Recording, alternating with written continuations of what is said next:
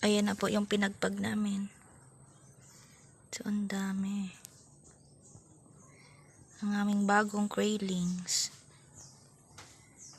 Wow. Hundreds of graylings.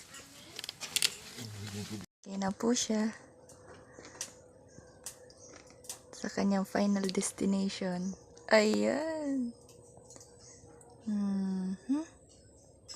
So, mabuhay kayong malaya.